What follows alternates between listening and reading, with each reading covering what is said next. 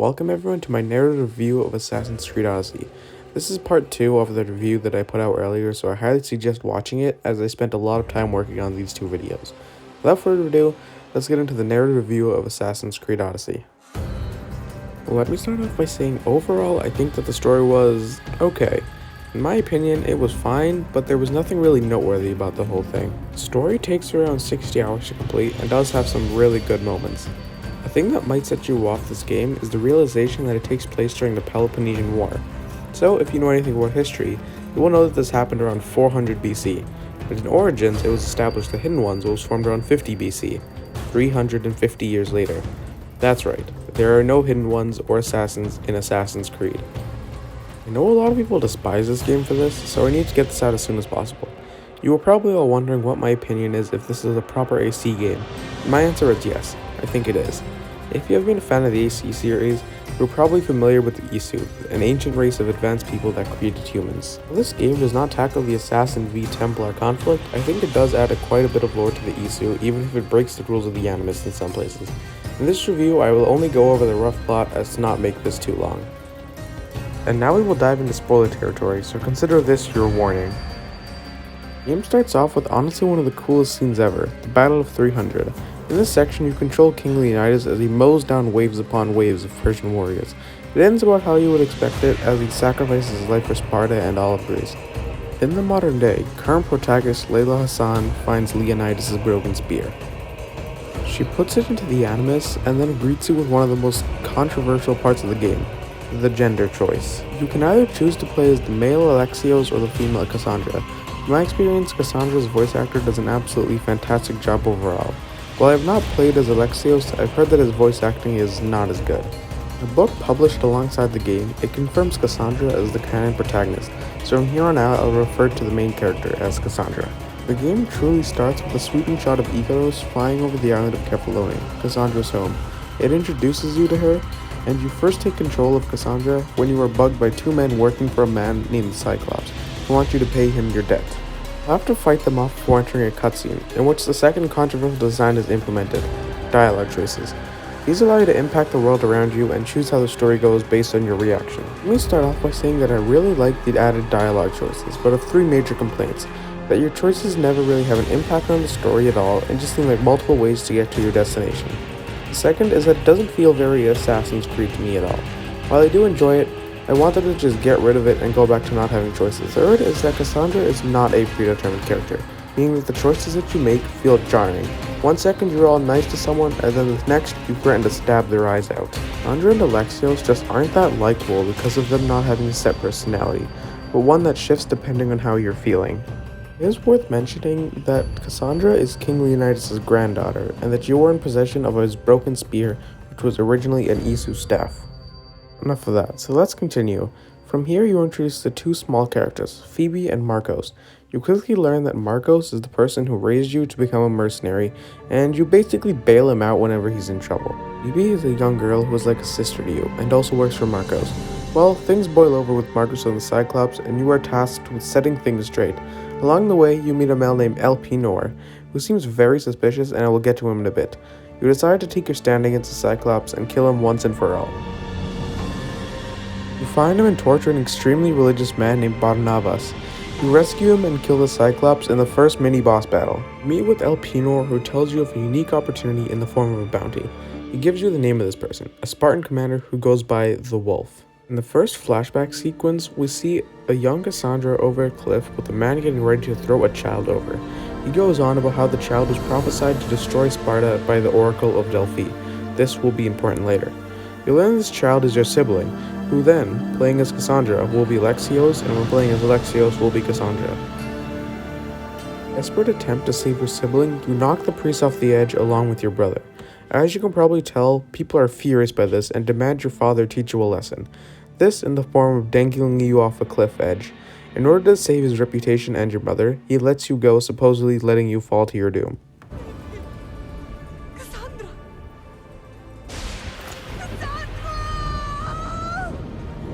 You are then snapped back to reality as you board Varnavas' ship, the Andrestia, where Cassandra explains that the wolf is in fact her father, Nicolaus of Sparta.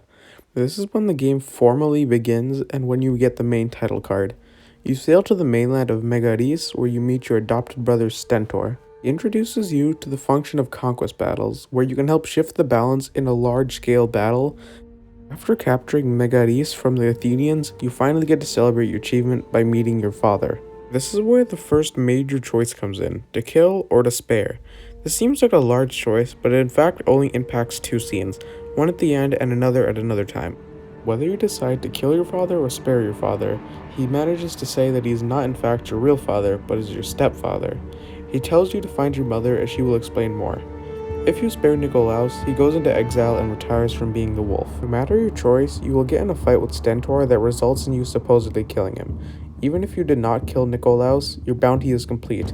You return to Elpenor with the news, and he reveals that he knows about your true heritage, and he has plans for you. You attempt to kill him, but to no avail. You find Varnavas along with a man named Herodotus. You go to the Oracle of Delphi to get your questions answered, but it turned out something sinister is happening. You hunt down the Oracle to find out about a secret cult named the Cult of Cosmos. These people are similar to Templars as they want absolute power, but they're still not the same. Hunt down and kill Elpenor and take his cult medallion. These medallions will upgrade your spear and unlock new abilities. You sneak into one of the cult's special meetings where you find a pyramid filled with the medallions you found on Elpenor. You learn there is someone who is of a powerful bloodline and incredibly strong, and you will soon meet him. In one of the coolest scenes, you are introduced to a man named Demos. He forces the cult members to touch the pyramid, and when you both touch it, you realize who Demos is, your long-lost sibling.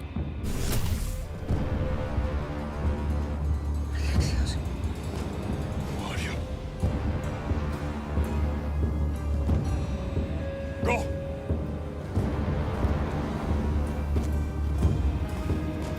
You! Get up here! Then lets you go as he is clearly disturbed by this and you walk free. Now, to seek out your mother. You go into a variety of places and talk to different people about your mother's location until you meet a pirate named Xenia. She will offer you information in exchange for 15,000 drachma. This is a huge amount of money that begs the question about good pacing. This will then take you about an hour or two to get all the money, but when you do return, she tells you about your mother, Marini, now going by the name Phoenicus. You find out she is the leader of Naxos Island, so you seek her out. But before you do, you travel to Athens to meet with Pericles, who is currently sick from an unknown plague tearing through Attica. Cult's guards attack you and your allies, Demos personally kills Pericles, and you fight them off, but Phoebe, who made it to the mainland, is killed in the process. What comes after this is jarring, because in the cutscene, Cassandra is clearly distressed and in shock, but after Phoebe's death, she kinda just brushes it off with no impact to her character. It would have been nice for her to be less of a killing machine and more of a person after this, but there was no change at all. You travel to Naxos to meet your mother, and just like that, you meet your maker. It turns out she has allied herself with Sparta in an attempt to beat the opposing forces of Paros that is allied with the Athenians. Kill the Athenian leader of Paros, who just happens to be a member of the cult. From here on out, things get interesting. Your mother tells you two things. One is to seek out your father in the volcanic islands, and to find her in your birthplace of Sparta. I will hold off talking about Cassandra's ancestry as it gets very complicated. When you get to Sparta, you learn something surprising. That one of the Spartan kings is a member of the Cult of Cosmos. You have to get information on who it is you have to kill, Pausanias or Archidamos. You track down a cultist named Lagos, who has the information you need to accuse the king. And now, depending on your choices made throughout the game, Lagos will resign from the cult and give you the info, or you will have to be forced to kill him and leave without any info. Now, to accuse the king. If you kill Lagos, you will be kicked out of Sparta and have a max level bounty put on your head. It is revealed that Pausanias is the cultist, and you will have to sneak back into the city to kill him. You do some war stuff for Sparta and become their personal enforcer after rooting out Pausanias. You're tasked with taking the region of Boeotia and to meet with the commander there, who turns out to be Stentor, your stepbrother who you supposedly killed. You help him out in the name of Sparta by killing Athenian champions. When all is done, Stentor challenges you to a fight to the death under the impression you killed Nikolaos.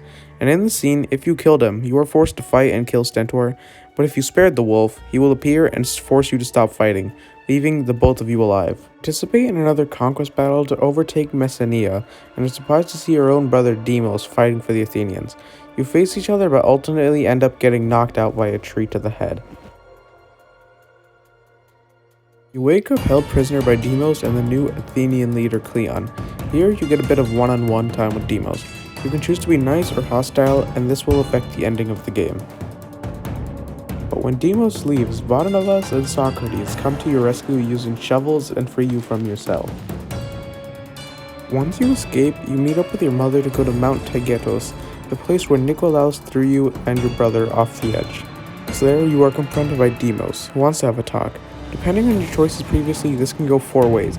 Either you are nice and he joins you and your mother, you are rude and you are forced to kill him. There are 2 more that are surprising. Earlier in the game, you decide if you want to promise your mother that you will bring Deimos back.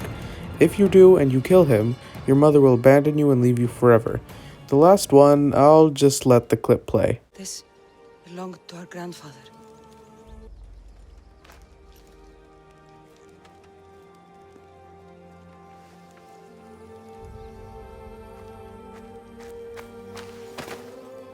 You're home now. I've done terrible things.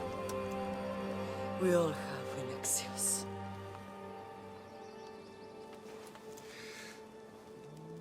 You can't protect anyone, can you? Maybe we both should have died here that day. But No!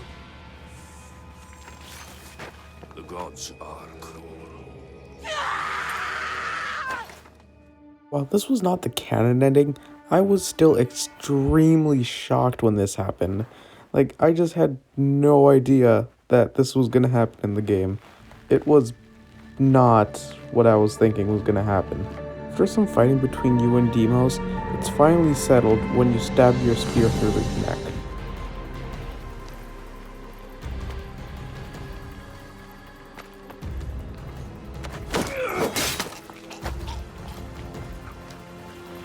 No one will save you this time, brother. Alexios! What? The story officially ends with you and the remainder of your family having a nice family dinner together, but the game ain't over. Far from it. Now, to meet your real father. You travel to the mysterious island of Thera and find a weird-looking door. Your father left behind a note that explains the puzzle and how to open the door. Upon doing so, you travel down into an Isu city sunken underwater. And there you find your father, the famed mathematician Pythagoras. It turns out he is in control of an Isu staff called the Staff of Hermes. It had been keeping him alive for decades. He explains to you that him and Marini are humans with the highest concentration of Isu DNA, and as you know, you and your brother are their children. You now are the second most powerful beings in all of history. This explains all of your otherworldly abilities, like being able to control Leonidas' spear and avoid fall damage. Pythagoras explains that this city is in fact the mythical city of Atlantis. Tells Cassandra there are 4 Isu artifacts that will seal Atlantis and sends you to find them. These will take the form of Greek monsters such as Medusa, the Sphinx, the Minotaur, and the actual Cyclops this time.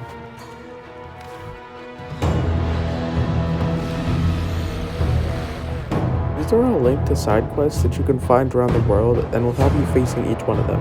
Upon returning to Atlantis, you put the Isu artifacts into the 4 pillars and seal Atlantis off in the world. This part of the story gets continued in the Fate of Atlantis DLC that is available for $25. That was the narrative review of Assassin's Creed Odyssey. If you have any improvements, please let me know by putting them down in the comments, as I am always looking to make my videos better. I really hope you guys enjoyed, and in the future I plan to upload 1 to 2 videos per week like this. So if anyone made it this far, have a good day.